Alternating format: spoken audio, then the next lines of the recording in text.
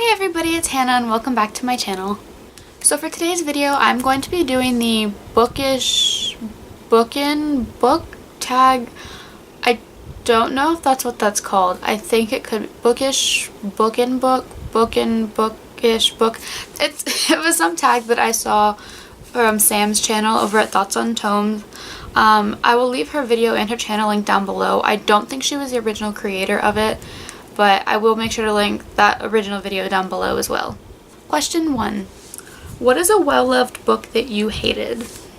Okay, because I know I'm going to get a lot of hate because of this answer, I need to preface it just a little bit by saying I do not actually hate this book. I do think I need to reread it because I read the first 2 books in this series and I thought they were okay, but I think the reason why I didn't enjoy them as much as everybody else here on BookTube does is because of the fact that I was not in the mood for this type of book at the time that I read it. I just read it because it just gotten really popular here on BookTube, and so I flew through it, wasn't really in the mood for it, and didn't really appreciate it for what it was. And that book is Cinder by Marissa Meyer. And like I said, I really wasn't in the mood for this kind of sci-fi, almost fantasy-ish type book at the time. If you don't know, this is a retelling of Cinderella with kind of like set in the future. It's very sci-fi, cyborgs, robots type situation. But now that the series is complete with the last 2 books and the novella, and there's another novella too, right? 2 novellas? I don't know. Now that it's finished and it's still so popular, I think I might have to reread these because I did read these a couple years ago and they were good, don't get me wrong, but I just wasn't in the mood for them at the time. Question number 2. What is a guilty pleasure book? To be completely honest, I don't really have one, and I can't really think of one either, so that's just my answer for this one. I don't really know. Question number 3. Have you ever spoiled a book for someone? If so, which book? For this one, I don't think I've ever spoiled a book for someone, at least intentionally or where I knew I did. My problem is I have accidentally spoiled a show for somebody before. I'm going to tell you exactly what I did, but I'm telling you right now, if you are not caught up on Once Upon a Time, excuse me, I cannot speak today. If you're not currently caught up with Once Upon a Time, I would suggest turning the volume down and putting this on mute until I put my hand down. You ready? Starting now. So, I accidentally spoiled Once Upon a Time for one of my best friends after Hook got killed because I got out of my car one morning when I got to school and I went to tell one of my other friends, oh my god, I can't believe Hook is dead. I did not realize my other friend was standing there. She heard me and literally it broke her heart. And then it was also done again recently when I tried to tell the same friend, oh my god, I can't believe Robin Hood got killed. And once again, she was standing there and apparently I'm too much of a fangirl. I have to fangirl with somebody on Monday mornings after I see an episode on Sunday. And yeah, I spoiled Once Upon a Time for my friend more than once, and I am kind of ashamed of it. Question number 4. What book made you ugly cry? Duh. What kind of question is this? Question number 5. What is your latest DNF, or did not finish? Oh my god, please don't kill me. I did not finish Codename Verity by Elizabeth Wine. Sorry, I can't pronounce her last name. And it's not because I didn't want to, but like a lot of other books, I picked it up at the wrong time. I picked this up in the middle of a reading slump, and I feel like historical fiction is never something that you should pick up during a reading slump because a lot of times it's very deep, sometimes kind of dark and kind of sad, and it was just not the best idea for me to pick it up. You can still see the bookmark kind of where I left off. I was 42 pages in, but does not mean I'm giving up on this book. I'm going to finish it. Question 6. Which book have you read due to controversy? Once again, I don't really have an answer for this question. My reason being, I feel like any book or any movie, any song, anything can be controversial if you ask the right person. There's always going to be some kind of back and forth argument over a topic in a book or people in a book or anything really. There will always be a positive or a negative to each thing that you read. So I feel like every book that I've read could technically be considered controversial, and so I don't really have a specific answer for this. Question 7. Have you ever read a book where you question the author's sanity? Absolutely, which would pretty much be anything by Cassandra Clare. And I don't mean that in like a bad way, but honestly, there is nobody that could possibly be normal and like destroy my emotions over and over and over again like that. Like, that's just not human. You can't just like, oh, there's just too much that goes on in those books, which of course I love. They are my favorites of like all time, but there's just so much that goes on, and it just plays with my emotions and plays with my heart so much, and then it's fine, and then it's not, and then it is, and then it's not, and that is why I think that woman is partially insane to be able to be happy destroying my emotions like that. Question number 8. What is the most cringeworthy book that you've read? So for my answer for this, I didn't pick it as a cringeworthy book because it was bad, and I was cringing because I didn't like it. I was cringing throughout this book just based off of the topic. And that book is You by Caroline Kepnes. I just finished reading this book. Maybe I'll do a review on this and upload it within the next few days. But this book was creepy. It was about a stalker, and it was from the perspective of the stalker. So the entire time, you were kind of inside of this man's head, seeing what he was seeing, hearing what he was hearing, and thinking what he was thinking. And I found myself cringing the entire time because it was weird. I felt like I shouldn't be reading it because it was just odd, like seeing, thinking, hearing these obsessive thoughts that this guy was having. And that's why I thought this was probably the most cringeworthy book that I've read as of recently. Question 9. What book have you read solely due to the cover? Okay, for this, I haven't actually read the book yet. I've had it on my shelf for quite a bit of time, I guess I could say. But I bought it first because I saw the cover floating around BookTube. I hadn't really heard that much about it, but then I just thought the cover was gorgeous. And then I heard a little bit more about the book, and then that's what solidified me buying it. And that book is Every Day by David Levithan. There we go. Could not say his name for a moment there. This cover is just absolutely gorgeous. This black and white. It's not even so much black and white. It's kind of like a black and cream tone with the clouds and what kind of looks like a window with this pane right here. And I just think it's really, really pretty. And then the inside cover has this kind of silver and black. I think it's like clouds, kind of. But definitely a really, really pretty book. And the cover says, every day a different body, every day a different life, every day in love with the same girl. And I feel like that little bit of a tagline just definitely caught my attention when I saw this book. This is actually on my TBR currently, obviously, if I haven't read it yet. But I really, really want to get to it soon. I feel like this would be a good book to start out my summer with. Question 10. Name a book you're embarrassed to admit that you have read. So, no surprise here. I don't have a book that I've been embarrassed about reading.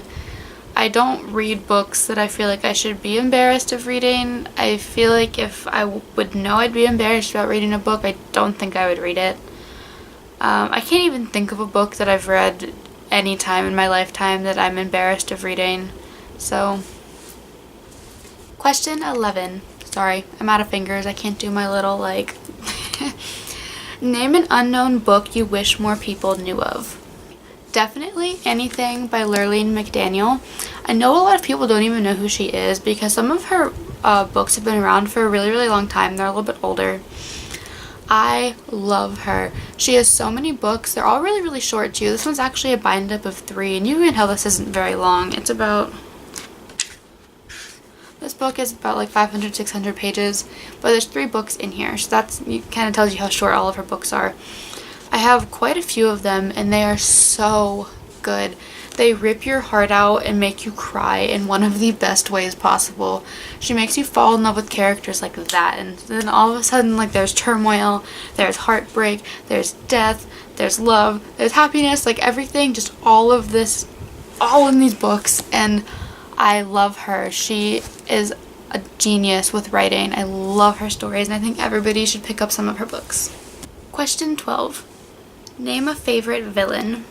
Would I even be a booktuber if I didn't say it was one of the Morgenstern men from The Mortal Instruments? Valentine and Sebastian both. I love them.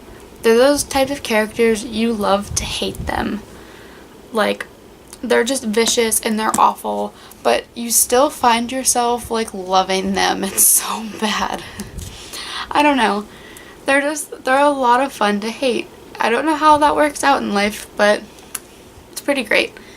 They're delightfully evil. There we go. PSA, I would have said Dolores Umbridge from Harry Potter, but how can anybody say that that's your favorite villain? Because that involves you have to like them at least somewhat, and nobody likes Umbridge. Question 13. Name a book you enjoyed that you read that is outside the norm of genre you usually read. For this, I'm going to go with Across the Universe by Beth Revis. I read this entire trilogy, Across the Universe, A Million Suns and Shades of Earth. I probably read this entire trilogy in, I'd say, a week or less. Probably not even an entire week. I kept ordering them on Amazon like this. And I don't normally read sci-fi. It's something about me and science. We just don't really mesh very well. But there's something about this. I just flew through it. It was really, really good. I know some people have said that if you're not really a big sci-fi person but you're trying to get into it, this is a really good place to start. And I definitely think I agree. I still haven't read very many science fiction books, but I definitely think I've dipped my toes in the water just a little bit. Question 14. Name tropes you actually enjoy reading. Okay, so love triangles are kind of okay with me if they're done in the right way. It has to be a very beautiful love triangle, love story, and it has to work out in the right way. It can't, I don't know, like with The Infernal Devices, I really, really like the way that was done, of course, because you found yourself loving all of the characters. You didn't find yourself rooting for one character and absolutely hating the other. I like seeing it where you feel like you have a connection with all three characters in this love triangle. But that's only if it's done the right way. If it's not done the right way, then I think it's whiny and annoying and I don't like them. Question 15, which is the last final question. What/who inspired you to join BookTube? So I have a few people, all YouTube related. In terms of BookTube specifically, Jessie over at Jessie the Reader. I'm sure you all have heard of him. If you haven't, you've been living under a rock for quite some time. He was the very, very first booktuber that I ever watched, and I really, really liked him. He was super funny. I still watch him now, and he led me to Maureen over at Maureen Kiwi's channel. I really, really liked her. She just seems like a really, really great human. I really, really connect with her videos, especially the fact that in a few different videos she's definitely expressed her faith, which is something that's really, really big for me because I'm a Christian myself, and I like the fact that she has shared her faith somewhat on her channel, and it's inspired me to want to be able to share mine here on my channel. One more booktuber that's definitely on this list is Reagan over at Peruse Project. I really, really like her. I think she's very, very well spoken. She's recommended some really, really interesting books, and I really, really liked her channel a lot whenever I first started watching it. Those are the first 3 booktubers I remember watching that really, really made me want to start my own channel. And in terms of just YouTubers in general, I have a couple, LoeyLane, Tana, and who else was on this list? LoeyLane, Tana, and one moment please, I'm trying to find my third person for my YouTuber list.